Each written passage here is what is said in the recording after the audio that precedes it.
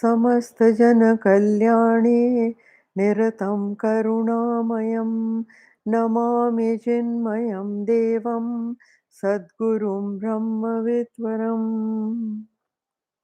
वसुदेवसुतं देवं कंसचाणूरमर्दनं देवकी परमानन्दं कृष्णं वन्दे जगद्गुरुं कृष्णं वन्दे जगद्गुरुम्.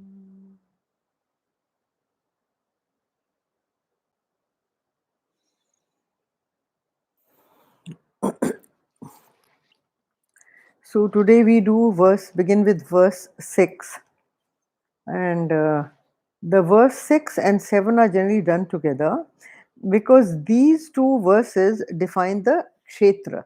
This chapter is on Kshetra, Kshetrajna. That means the field and the knower of the field. So here these two verses generally define the field, that is Kshetra. महाभूत्यान्नहङ्कारो बुद्धिर्व्यक्त अव्यक्तमेव च इन्द्रियाणि दशैकं च पञ्चचेन्द्रियगोचराः इच्छा द्वेष सुखं दुःखं संघातश्चेतना धृतिः एतत् क्षेत्रं समासेन सविकारमुदाहृतम्. The great elements, egoism, intellect, and also the unmanifested mool prakriti, the 10 senses, and one, the mind, and the 5 objects of the senses.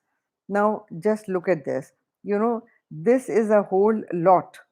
Apart from this, now come Iksha, Iksha, Dvesha, Sukham, Dukkham. Now see, Iksha, it says desire, hatred, pleasure, pain, aggregate body, intelligence, fortitude.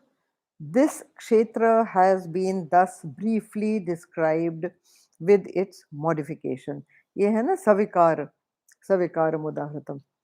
That means it should be understood, it should be known, it should be described as something that has vikar. Vikar means keeps on changing. It goes on changing. Now we all know that all these things that are listed, they keep changing.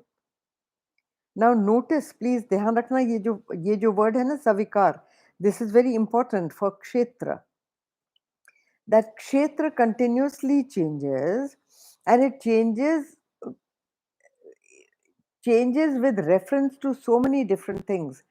Continuous change there is, and we give so much of importance to it, and with so much of intensity the desires come, and then with that much of intensity the desire goes.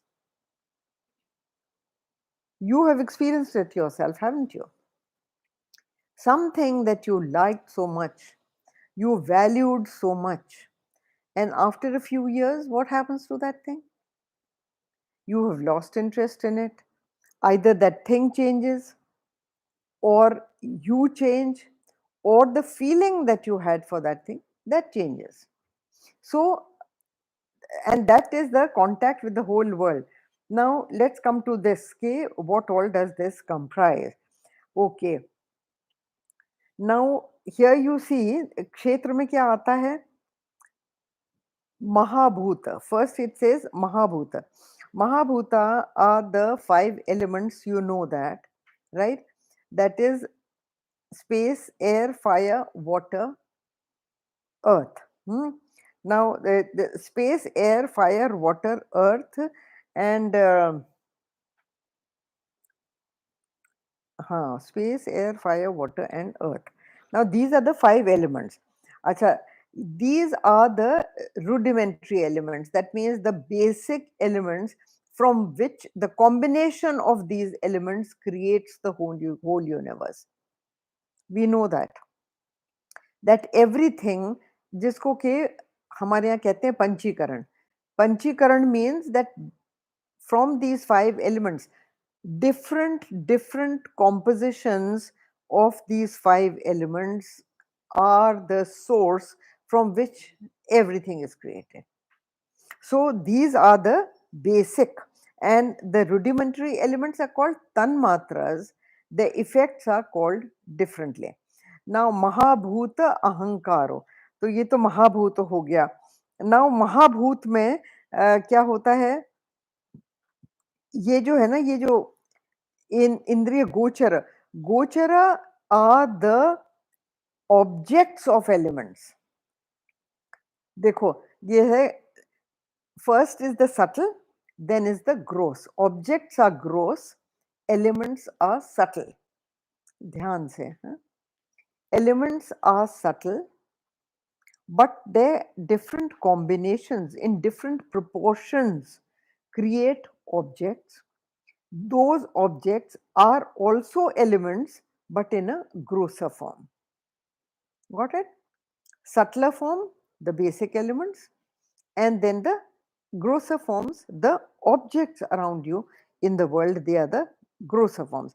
अब इसमें देखो पहला वाला लो, इसमें ये आता है पंच चेंद्रिय गोचर, च इंद्रिय गोचर. ये जो वर्ड गोचर है, देखो ऐसे तो इंद्रियों को कहते हैं, when the indriyas go out into the world and contact the world of objects, they are called gochara. But इसका एक दूसरा भी मीनिंग है. गुरुदेव used to say go, गाय, और चरना, चरना तो आप जानते हैं, जो फील्ड्स में जाके चरती हैं गायें और शाम को वापस आ जाती हैं. What do your indriyas do? Think about it. All your indriyas, eyes, nose, ears, mouth, they all go out into the world of objects. They graze on those grounds, isn't it? You want to eat something, you want to hear something, you want to see something, you want to smell something, you want to wear something, you want to touch something. यही है ना? This is all what life is about. So what are you doing? You are grazing in the fields of objects. Go is a word in Sanskrit for indriyas also.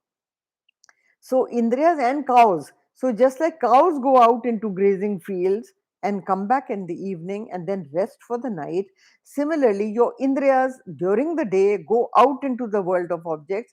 They graze all around in different combinations of objects, and then at night they go to sleep, they come to rest. Isn't that so? So the whole thing, the simile fits in very well. Okay, from the gross, the indriyas, and they return at night to rest like cows. Therefore, go chara. Acha, now Mahabhuta Ahankaro. Ahankar, this is the sense of I-ness and my-ness. Gurudev used to say, you create it. Nothing is yours. Nothing is yours. Not even your own body is yours. You got it without your permission. It will kick you without your permission. It will be attracted to things whether you like it or not, but it will go towards things by past memory. Likes and dislikes are created by past memory.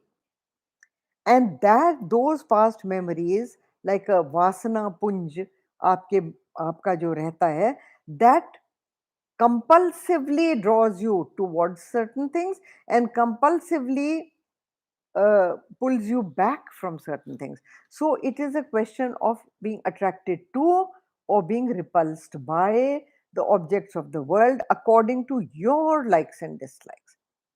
But that is not in your command. That is also not in your command.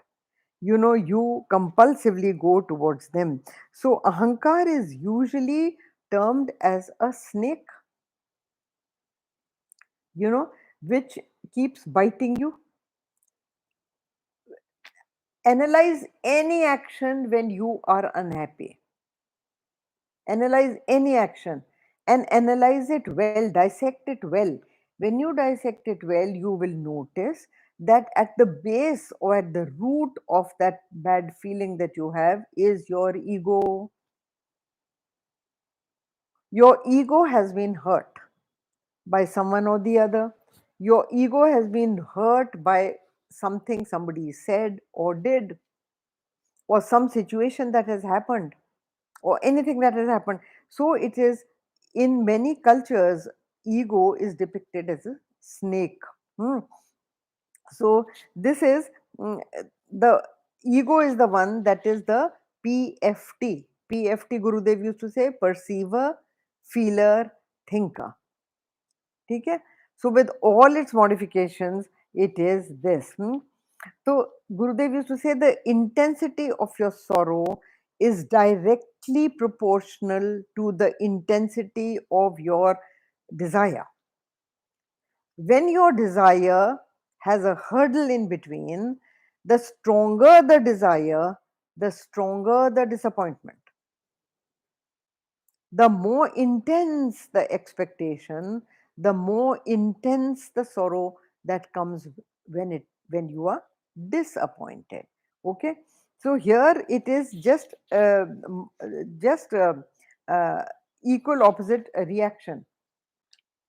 Now then, see, even what you see, neither is the seen real nor is the seer real. Because when you go into creation, when you go into the technicalities of creation that Vedantic seers and thinkers have gone on thinking about, they say that the Lord wanted to become many. He got this thought to become many, and he became one, became many, or one seemed like many. You say, how can that be possible? Doesn't it happen in your dream? You become many in your dream, don't you? You become the lake, you become the hill, you become the mountaineer, you become the goats, you become the pony you are riding, and you yourself, the character, the strangers that are on the pilgrimage with you are also you. That is what you have created through your thought power. So, haven't that one thought become so many? And that all that disappears again. So again, देखो ऐसा होता है कि all that you see is there or not there, you don't know, just like in a dream. Stars का पता है ना आपको? The star light that you see was there 12 billion light years ago. That is what astronomers tell us. 12 billion light years, we cannot even visualize. So the light that you are seeing today, that star may not even be there in the firmament at this time. So what are you seeing? That light has taken that many years to travel up to you. So don't be so sure about the real and the unreal, what you are seeing and what you are not seeing. Gurudev used to always say, stop giving importance to anything. Even you yourself are not real. The body is not real. You calculate everything in terms of the body, अहंकार. आप अपने आप को जीव समझते हैं ना? हाँ? That is what you think you are, the body. So that body builds that ahankar, me, I, and everything else around you is my. So when you yourself are not there, how do the things around you become yours? Whose things are they? They were there before and they will be there thereafter. You are the one who came and went. You are the one who thinks you are there forever. You are the one who thinks that all these things are mine. So this is what ahankar is. So it all arises out of your attachment to yourself and to the things that you relate to yourself.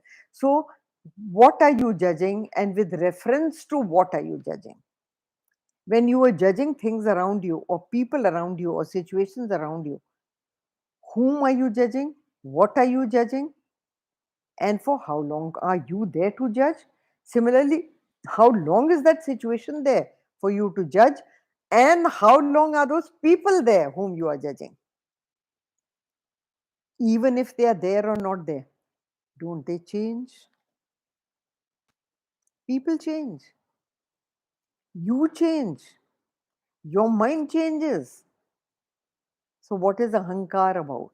It is just a sheer feeling of I, me, mine. That is all. It's a feeling. It's a thought. Ahankar, that I do, मैं करता हूँ, I am the doer, is just a thought. What is the reality to a thought? Think carefully. What is the reality to a thought? How much of importance you give to it? Yeah. Okay. Now then, the intellect, buddhi. This is another part of the kshetra. That means even your buddhi is not you. Your buddhi is not you. Because can't you see your intellect? My intellect decided. You've even given an ownership to it. To whom does it belong? Yeah. My buddhi. Meri buddhi. So buddhi is a perception. You look at it. So the determining faculty which rationally thinks, hmm, it judges good and bad. It judges useful, not useful. It judges, it discriminates. All that is there. It's a faculty, but that faculty also, you observe that faculty. It belongs to you. It belongs to the body, is as unreal as the body. Is there any one object called buddhi? There is a brain which you can objectify, gross. But buddhi is intellect. Intelligence, can you grossify? No. Okay. Now then, the unmanifested, avyakta, that which rules and functions, that which rules the functions of the mind and intellect. That is an avyakta power, hmm, unmanifested factor called vasanas. Your mind and intellect are conditioned by your vasana. A vasana kya hai? Can you grossify vasana? Yeah. Can you grossify desire?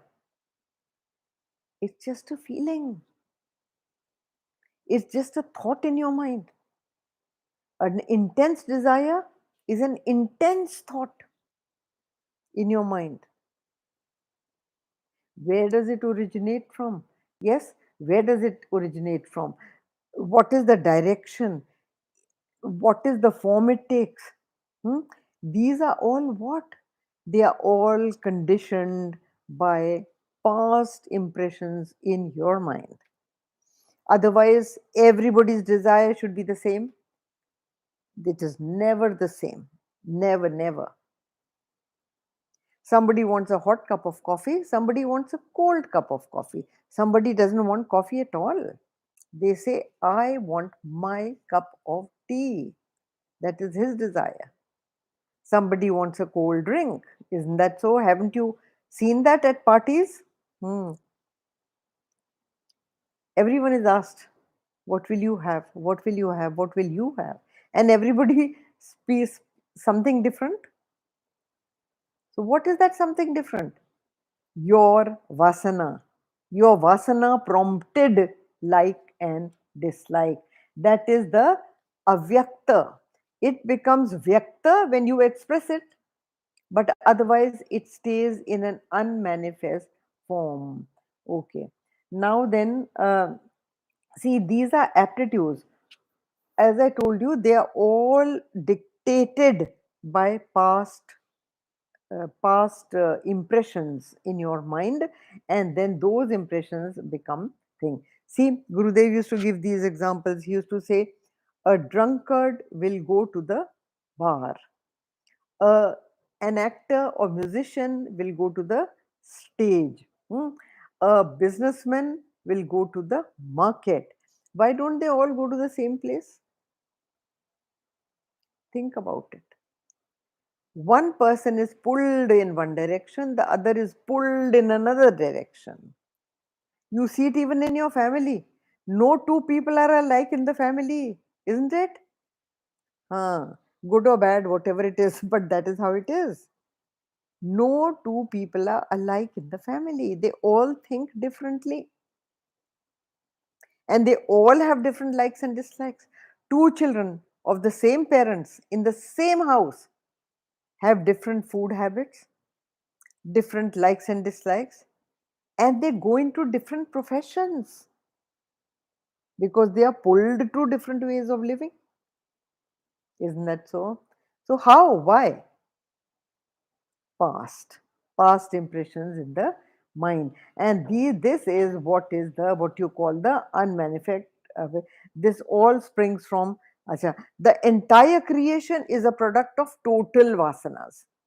My vasana, your vasana, somebody else's vasana, this one's vasana, isn't it? Which is called Hiranya Garbha. That is the cause of creation, because the Lord gives you a field to express yourself. He gives you a playground that you want. You want to play hockey, He will give you a hockey playground. You want to play table tennis, He will give you a table tennis table to play out your desire for hockey. So the you get those situations in life where your inherent vasanas can play out and fulfill themselves. And two things happen. A foolish person goes on doing the same thing again and again and again. The desire is so intense. And the more he does it, the more the desire for those very objects keeps on creating in his mind. ठीक है?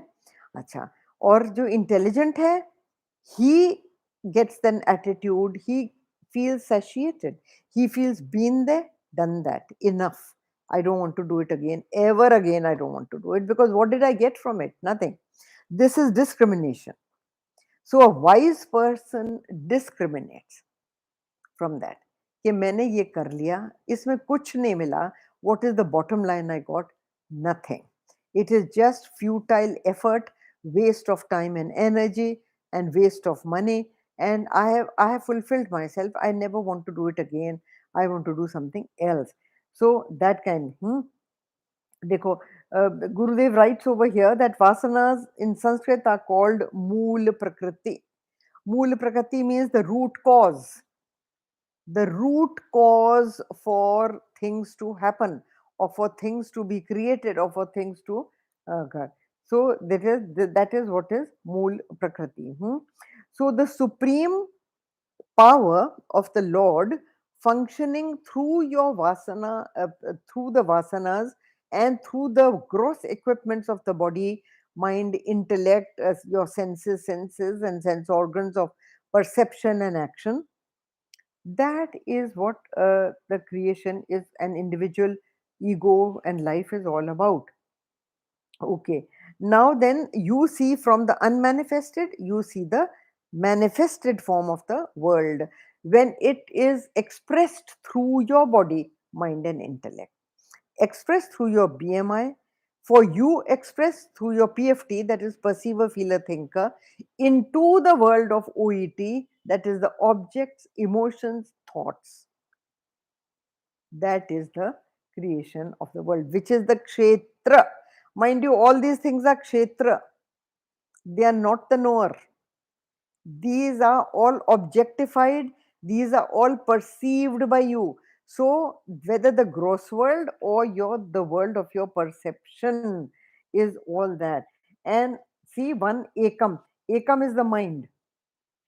when he says and one ekam, ekam क्या है? Ekam mind हो गया आपका. And देखो, there's a very interesting simile given of the mind and the five indriyas. The mind being Draupadi, serving the five indriyas that are the husbands, the five husbands of Draupadi. Okay, so the mind follows the dictates of your sense organs. Wherever your sense organs want to go, whatever they want to feed themselves with, the mind runs towards that and fulfills that. Huh? So, this is the thing. When the mind is dead, when you say brain dead, isn't it? None of the indriyas work. None of the indriyas work. Okay, so it is like that. Now, then, the five objects of the senses. Five objects of the senses. Now, एक बात देखना, all these sense objects have different functions. All the sense objects have different functions. The eyes cannot hear, the ears cannot see, the nose cannot eat, the mouth cannot smell, isn't it? So each has only one function. So who coordinates all the functions to make it into one experience? It is the mind. They are all five different, but पांचों को केंद्रित करके जो mind है आपका, that formulates one experience, right? So all these together become the 24 तत्व. ये देखो 24 तत्व क्या हुए?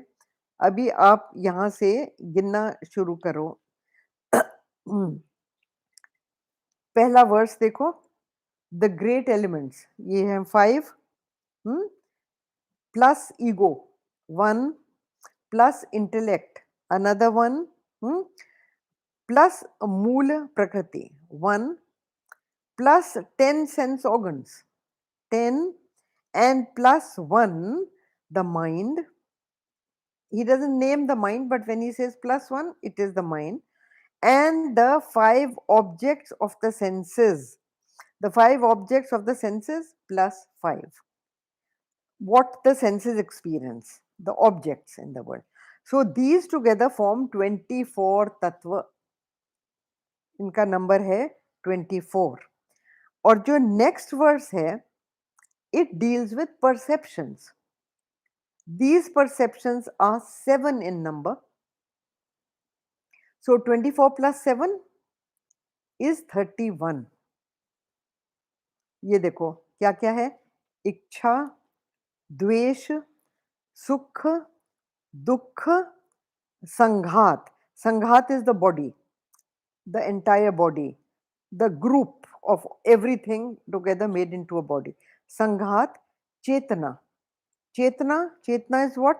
You see, Chetana is that cognitive power, the intelligence, the cognition. Acha, then Chetana and Dhriti. Dhriti is fortitude. Now, so then all these 7 plus these 24 make the body complex. देखो कैसा analyse करा है हमारे ऋषि मुनीज ने. It is amazing how they have analysed everything, not only the gross but even the subtle perceptive powers they have analyzed. That all this sanghat means conglomeration of all these things put together in a group is called the body. Very deep analysis, right? Very very deep analysis.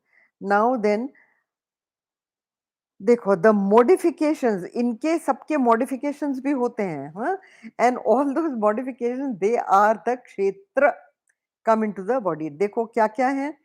It is, देखो here he says even the modern desire, hatred, pleasure, pain, they are all listed in your book, huh? Pleasure, pain, and the assemblage of the body, sanghat, huh? Sanghat, intelligence, steadfastness. In short, he says not only the gross body but even the mind and the objects of the mind are the composition of this sanghat. So ये सब जो है ना आपके, these are all your perceptives: hatred, desire, anger, dukh, sukh. If you cannot perceive them, they are not there. सोच के देखो. Under chloroform, when the mind is not working, are any of these things there? Tell me. Desire, sukh, dukh, heat, cold, hatred, jealousy, any one of these things, is it there? Not there, right? So kya hai? Neither BMI nor OET nor PFT, Gurudev's chart. BMI, body, mind and intellect. PFT, perceiver, feeler, thinker. Interacting with the world of objects, emotions and thoughts. None of it is there. So these also, this thing, all these together, he calls it idam shariram. The perceptions as well as the gross body, they and the mind, all these कितने हो गए थे? 31 हुए थे ना हमारे. The 31 things, they are all considered the idam shariram. And idam shariram is this body.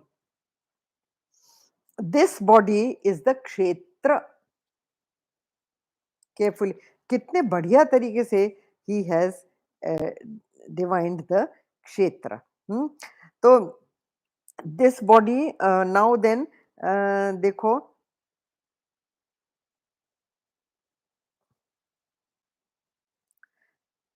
any knowledge that you have of anything is the kshetra only.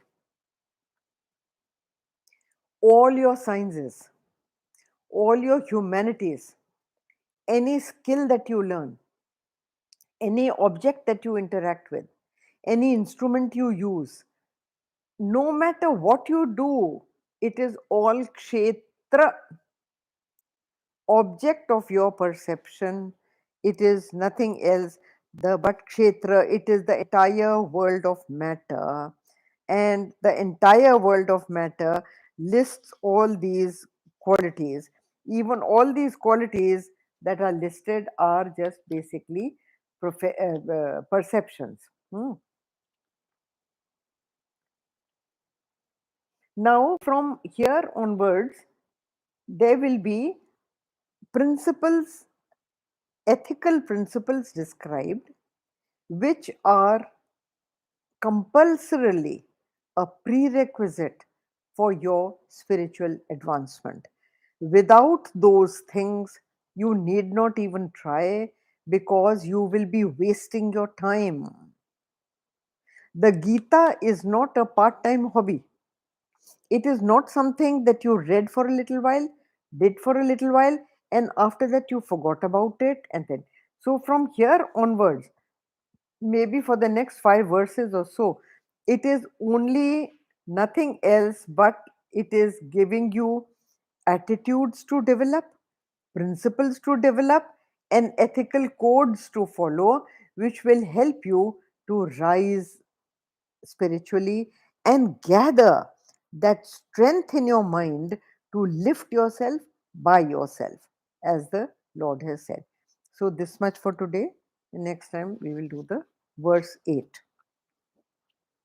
ॐ पूर्णमद पूर्णमिदं पूर्णात् पूर्णमुदच्यते पूर्णस्य पूर्णमादाय पूर्णमेवावशिष्यते.